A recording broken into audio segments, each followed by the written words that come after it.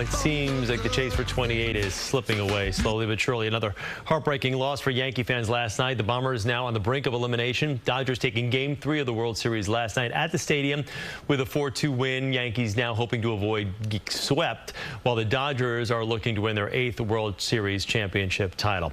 Lots to unpack here. Let's break it down with CBS Sports writer R.J. Anderson. R.J., thanks for joining us. How you doing?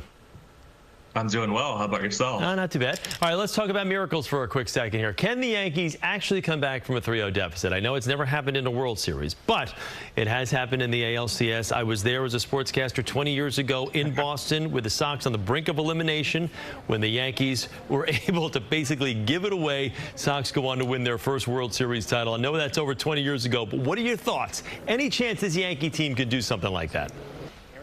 Well, I think it's best to ignore the history and just think about it this way. You know, low probability events happen every single night in the sport throughout the regular season. Eventually, it's going to happen. Why can't it happen this year?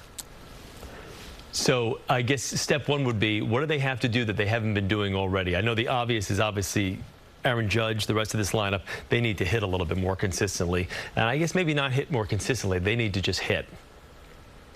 Right, they need to hit, and they need to take the pressure off Judge or whatever is, causing him to have this postseason-long slump. He just has not looked himself, and I think that's a big factor in their offensive struggles. But also, you're right, it's been the lineup as a whole, and it's really been a disappointing effort considering, how good this offense was during the regular season. So hitting is the #1 thing they need to do. #2, I would say be very aggressive with that bullpen. You do not have a tomorrow guaranteed. Aaron Boones cannot afford to be complacent with Luis Gil tonight. So what are your thoughts on how the manager has performed thus far in this World Series? Not playoffs as a whole, but in this World Series.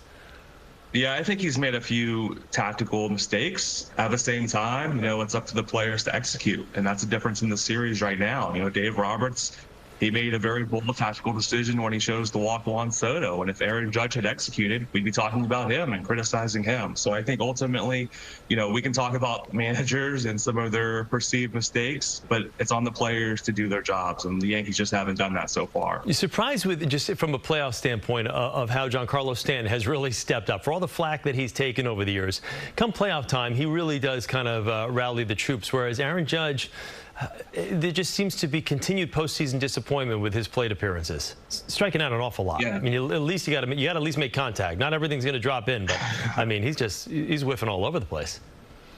Yeah, and what concerns me about Judge is that his approach has come completely undone. We know Judge at his best is someone who's very disciplined. He knows what pitch he wants, and when he gets it, he makes the pitcher pay.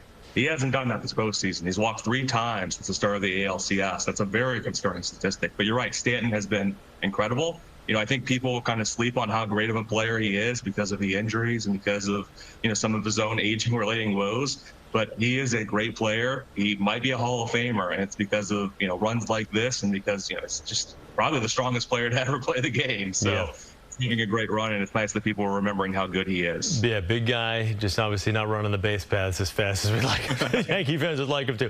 Hey, win or lose here, Juan Soto. Let's talk about Juan Soto for a second. It had been a massive acquisition for the Yankees this year and has proven his worth over and over again. Becomes a free agent after the World Series.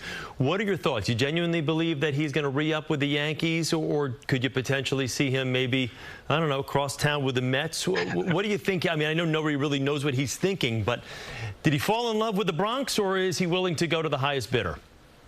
Yeah, that's the question on everyone's mind, right? You have a Steinbrenner heir versus a Steinbrenner proxy, and we're going to find out which of those two wins because, you talk to people around the game, and they think Steve Cohen's going to do whatever it takes to land Soto this offseason. If that means throwing $600+ million at him, that's what he'll do. So it's going to be very interesting to watch, and I'll tell you this, I kind of wish I was Juan Soto, or at least Scott Boras, because you're going to get a ton of money this winner from one of these teams, be it in New York, be it in Los Angeles, wherever. So, he's living a very charmed life right now. Oh, please don't even tell me the Dodgers might up the ante for this guy. Oh my! I mean, talk about a super team already.